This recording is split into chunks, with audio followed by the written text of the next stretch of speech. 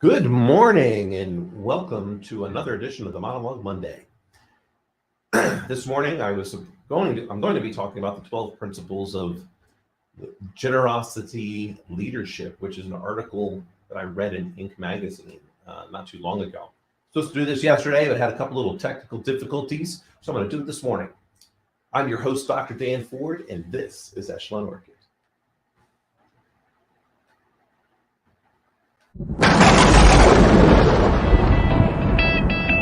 Guess who's back?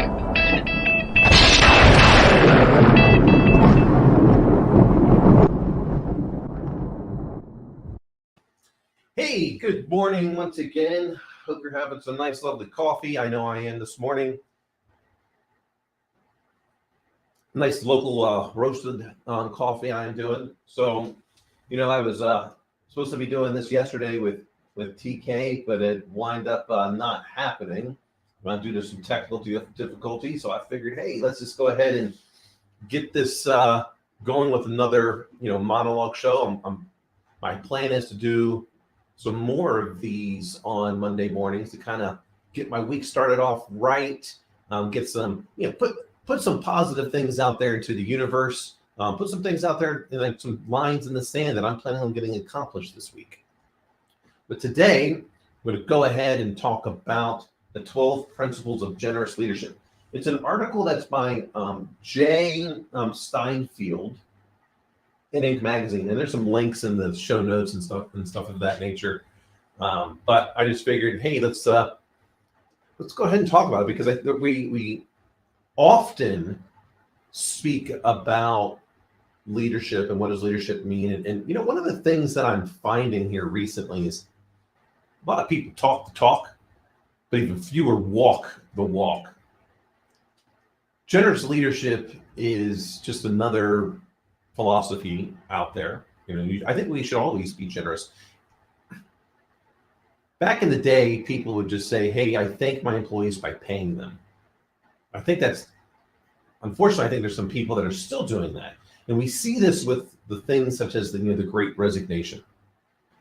We are forcing employees to be beholden to an archaic way of doing business. Not everyone needs to be in the office to be successful. Not everyone can be successful working remotely.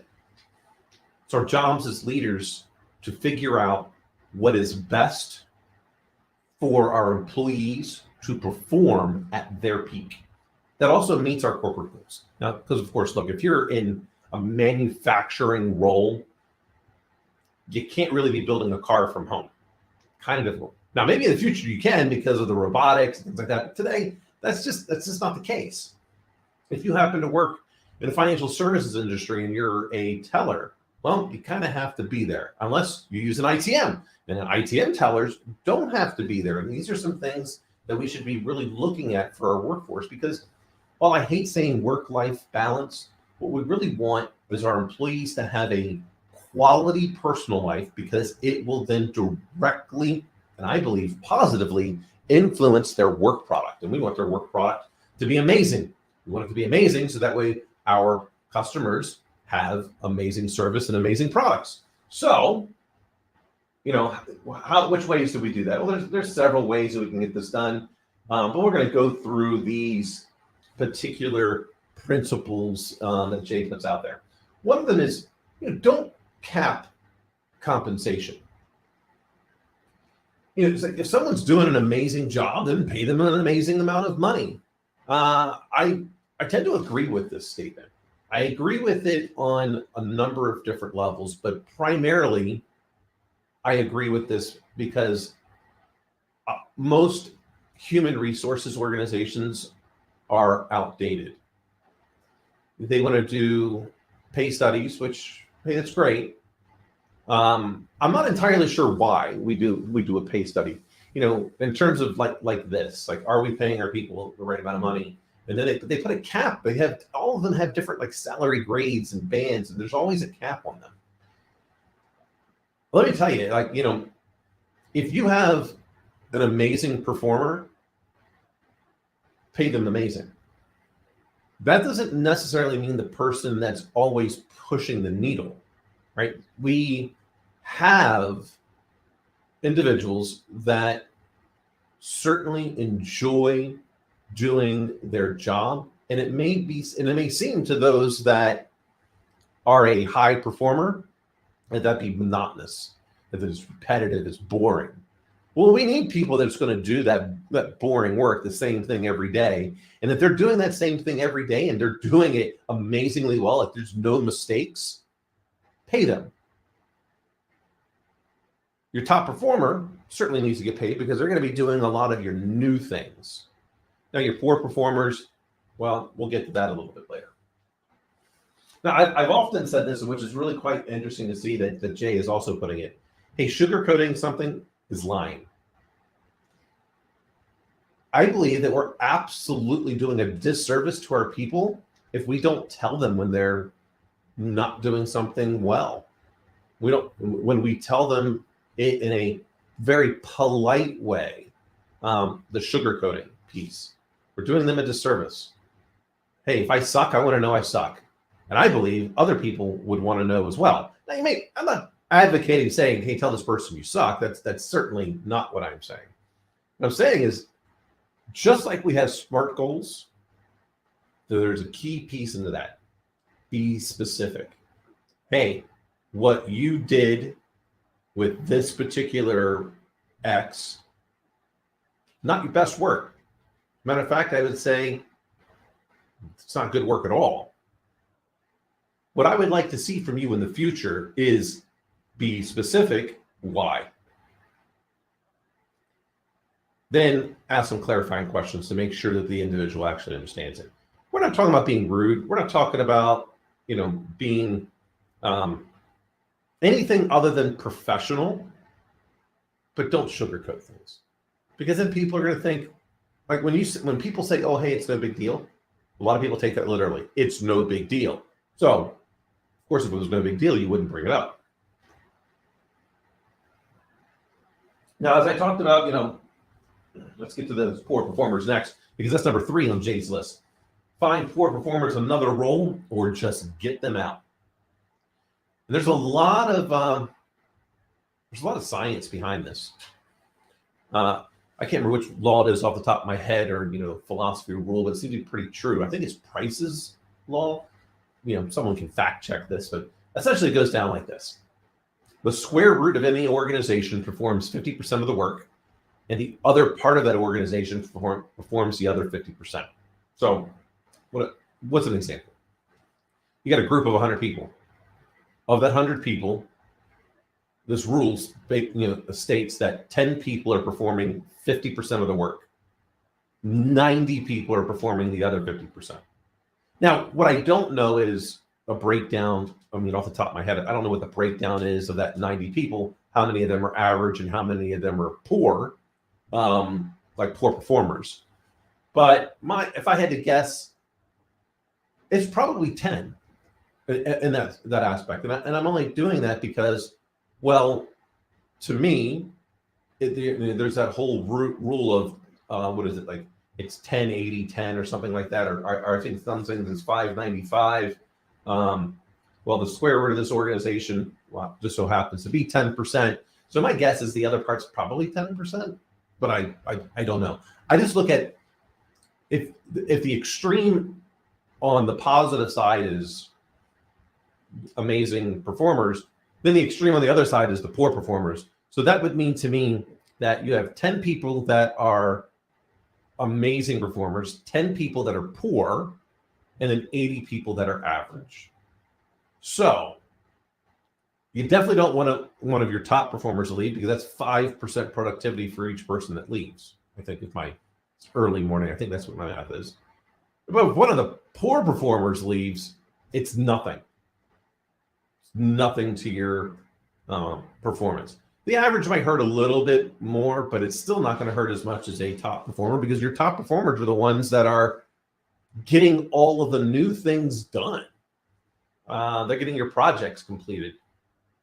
In my opinion, and I don't have any data I'm literally making a guess here. Your average performer is not going to hurt you if they leave, but it certainly doesn't help you because they're doing things well. They're just not working on projects. But again, hey, I'm just that part I'm making up. I don't know. It's just a hypothesis. The fourth one is know that your employees' goals are just as important as yours. I slightly disagree with this one. TK and I were trying to talk about this yesterday. I actually kind of lean towards, I think my employees' goals are more important than mine. Now, I believe the reason for this is because, well, I'm at a different point in my career than what they are.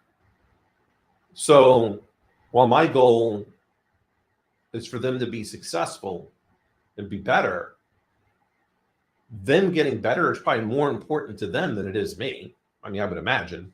But I want my people, now, again, I want my people's goals to certainly align with my organization's goals and my goals. And if they do, then we're going to, kick butt and take names because we're going to be getting it done. We're getting after it.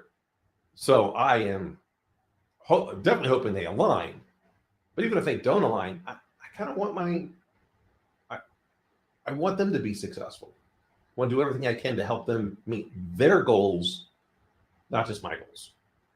I have my own personal goals. And I think this also gets down to, I'm not comparing myself to others. I'm comparing myself to who I want to be 5 years from now. And I'm just hoping my people do the same thing. The fifth one is, hire people who want to start their own business. I absolutely love this one. I didn't really think of it before. I've told my current boss that, hey, one day I want to be a CEO, and he's certainly been doing things to help me get to that point. And I sent him this article and told him, hey, you tricked me, because what it says in here, what he believes is if the person you're hiring, their personal goal is to leave your company and start their own business or become a CEO elsewhere, help them get there. Counterintuitively, they'll stay with you longer. It's pretty interesting. I didn't think of that. I think Jay's right here. I think he's absolutely right. I tell my people all the time, money's the third most important thing to me when it comes to a job. The first thing that I look for is, what can I do to help the organization grow? The second thing I look for is, what is my direct boss, my direct manager, going to do to help me achieve my personal goals, right? And that gets back to what we talked about a little bit earlier. So those are my two most important things. And I'm getting those two things from that organization, I'm less likely to leave. Because see, in any relationship, to me, it's got to be mutually beneficial. Has to be. Because if I feel like I'm the only one giving, then I feel like I'm being taken advantage of, and I'm going to get out. Doesn't matter if it's personal, business, whatever. If I'm the one that's only getting benefit from the relationship, well, I feel like I'll probably be bored. So I'm probably going to get out of that one as well. I need to be giving not as much as I'm receiving, but it's got to be pretty close. I think that's only healthy, and it doesn't mean it's all the time. Maybe I'm perfectly good because maybe I'm a giver. Maybe I'm perfectly happy with a 70-30. I'm still getting that 30%, and I'm good with that because I prefer to be the one that's always giving. But we have to make sure that we're also receiving, because otherwise I think there's some resentment, especially with our people. If they feel like they're always giving to you and the organization, and you're not giving them whatever it is that they need beyond just compensation, direct monetary compensation, you're going to lose that employee. So the next one is shine a light on the path forward. Communicate your vision to your people. Ask clarifying questions to make sure they understand. It's not necessarily democracy. I like to tell my people that, look, when it comes to preference, I win because it's my head or my neck in the news. When it comes to expertise, then I'm going to rely on them because that's what I hired them for. Now, and there's things like, all right, what do we mean by preference? Well, I tell my people that when we have a lack of expertise in the room on any particular technology, then it's preference. As an example, let's say we have no real expertise in making Office 365 work swimmingly versus Google Workspace. Well, in this particular case, and I believe Google Workspace is a much lower cost to get to that level of expertise than it would be Office 365. And since we have no expertise in doing all of those things to make it sing, then we move Google Workspace. This could be, you could apply this principle to anything. Now, let's say you've got a bunch of Cisco engineers in your networking camp or even in your cybersecurity camp, and they know that stuff extremely well. It would not seem to be a good idea to move away from Cisco, mainly because your people are all trained in it and they have demonstrated expertise. So then defer to them. And I would do that each time. All right, next. Delegate work and get out of their way. Absolutely. Hey, I had this thing, and it didn't come from me. It came from this guy named Ari Weinswig, and I kind of modified it slightly to fit my own personality. But essentially, I call it the employer-employee social contract, and the employer agrees to like all these different things. But mainly, it comes down to this: I'm going to give my people the proper training and the proper tools to be successful. I am also going to give them a clear idea as to what I want to get done. I like to say I own the what, my people own the when, and they might want to talk to me about the how, just because I might have some experience. I might be able to help them, not, get burned when they go down a particular path. But hey, if they want to do it that way and it's not going to hurt their career, it's not going to hurt my career, it's not going to hurt the organization, hey, go get your hand burned, fire's hot. But I always tell them, hey, if I own the what, you tell me when. You tell me when you can get this done, and then I'm going to hold you accountable to when you said you were going to get it done. I'm not looking to put pressure on you for that. Now, if I don't like the date, I'm going to ask you, well, what would it take for it to be done sooner? You might tell me, well, hey, I got a bunch of people going on vacation, so it can't happen. You might tell me, hey, I've got these other 7 projects that are in the way. Well, then I get to make a decision.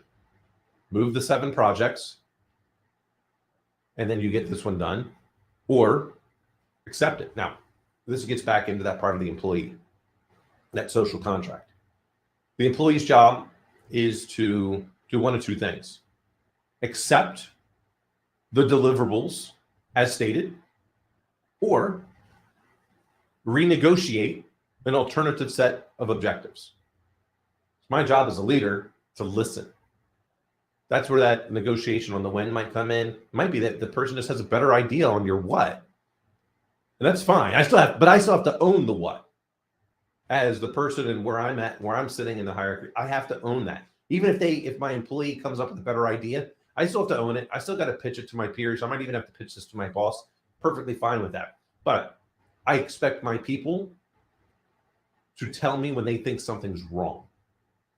I love to say, never confuse what I want with reality. That's where I trust my people.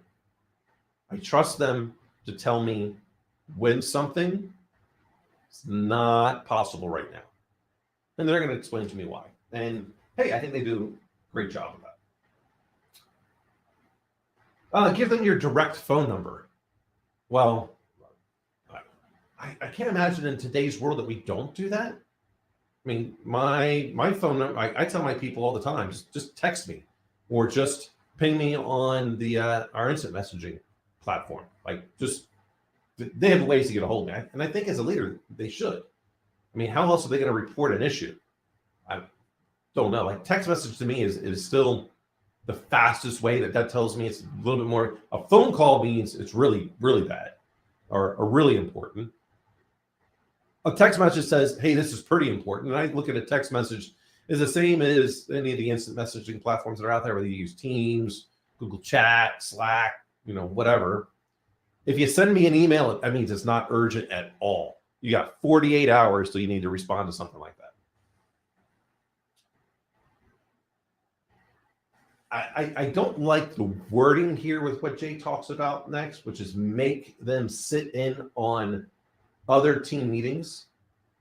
I don't like to make my people do anything, but I certainly encourage them to talk with the different business units, sit in on their meetings, and I encourage them because again, I don't like this make it feels when I'm forcing them to do something they don't want to do.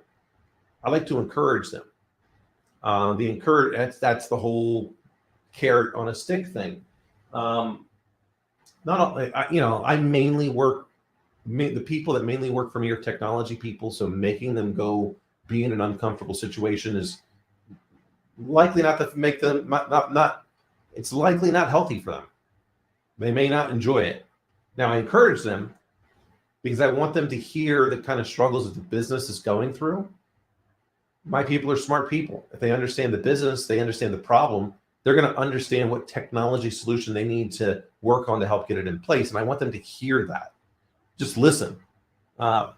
Many of them do. At least I believe they do. I'd like to believe they do.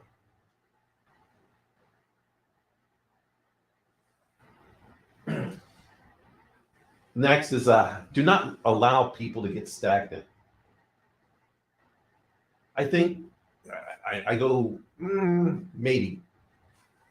There are plenty of people in your organization that enjoy doing the same thing every day, like whatever that job is. And we could talk about that ad nauseum, but that's not the point. There are people that enjoy doing that. We need those people. If I can't think of a better analogy other than a sports analogy at the moment, but not everyone on the football team can be a quarterback. You only got one playing at a time. And me being from the Washington D.C. area, and probably it's true in every city that's got a football team. No one likes quarterback controversy, so you can only have one quarterback starting at a time. So go ahead and continue feeding them in that case, but you need people that are going to do that same thing, and hopefully they do it well. I believe what Jay is referring to is your top performers need new challenges all the time. Not everyone wants a new challenge. There's plenty of people that find comfort in doing the same thing over and over, and that's all they want to do. That's perfectly fine. I like to remind them that they're going to need to change something at some point because otherwise the world kind of passes them by. So you might want to be at least willing to hear some things that are going on out there. You might be in your best interest at that point. Let's see, next one. Failure is not a bad word. Absolutely agree with this one. As a matter of fact, I had an all hands meeting with my staff not too long ago, and I said, be comfortable in failure. Be comfortable in the uncomfortable. But matter of fact, if you're going to fail gloriously. Write it on. When I say that, I don't mean go do something that's a complete disaster. I mean own it. Get a virtual whiteboard at this point so everyone can see it and write failures, and then be the person that says, "This is what I did. This is what failed." And I think there's a huge lesson to be learned from this. Because it's not so important that you know what you're going to do. I believe it's much more important to know what you're not going to do and you're never going to do again. So when something failed, you can put that up there. Big reason is when someone goes, hey, I think we should do such and such, you can go right back to that board and go, nope, tried that, been there, done that, doesn't work. Got to go a different path. You can remove that from an option.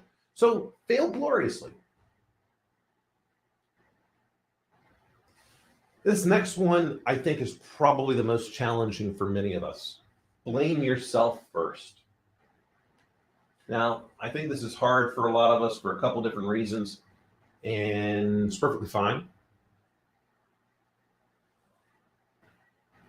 We don't always want to be the ones that failed. We want to say that so-and-so didn't do something. I would like to believe I don't do that. I'm sure I do.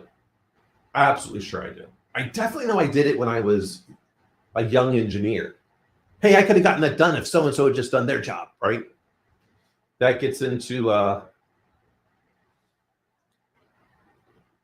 one of a different type of leadership, philosophy that's out there, which I tend to like. I kind of, he calls them saboteurs, and we all have this like evil saboteur that we all have. I can't remember the name of it that he does. His name is Shazad. He's a Stanford guy. And I really like this part because, when you start, I felt myself kind of turn into that primary detractor that's there. Saboteur is what he calls them. Where it's like, hey, it's not me, it's there. Like I can feel my face even like clench up when that happens. And he does a really good thing, like when he gets into that detractor, that the saboteur, because it's the thing that's keeping you back. It's the thing that's keeping you back from being great. So what I try to tell my people is, okay, when we get into those postmortems, and we should have a postmortem on everything, even if the project went great, well, what could we have done better? So when a problem happens, I try to say, well, is there one thing I could have done to have prevented this from happening in the first place? And then, hey, bam. So I try not to blame the others. First, especially when you're in the middle of a crisis, don't blame anyone in the middle of a crisis. Just go ahead and get everything done, and then have your postmortem and go, okay, what I don't like to go around the room and go, hey, what failed? What I'd like to do is go around the room and say, well, what could you have done in order to have prevented this from happening? Is there anything? There's always something. Yeah, if I had just seen that alert message sooner, I could have acted. I didn't see it. And someone else might have gone, maybe I should have, because maybe it was a configuration change. Hey, you know what? Maybe I should have had Jimmy or Sally sitting next to me, check my work before I hit the enter button, and went and did that. Could be anything. And the whole idea is that hopefully maybe they go, because I'm not gonna, so to speak, the verbally beat them up or anything like that. That's not my intent, not my desire, not who I am. So I don't even want to get into that. What I do want them to go is maybe the next time they will actually do what they said they could have done to prevent this particular issue. All right. So that's everything on Jay's article. I thought it was a great article. Like I said, the link to the articles in the notes. I think we absolutely need to be generous to our people. Be generous to yourself as well. Don't beat yourself up all the time. So I'm going to get a little bit in just in the next couple of minutes, which is what am I going to get done this week? You know what I'm going to get done this week? I'm going to get done a lot of jiu-jitsu. I'm hoping to do some writing this week. I'm going to work on my show. I'm trying to get it to where I can automate a couple more things than I normally do. And I'm hoping I can make a positive difference in some people this week. So hey, tune in next Monday. I'll fill you in on what I got accomplished. Thanks for stopping by, and have an amazing week, people. Take care.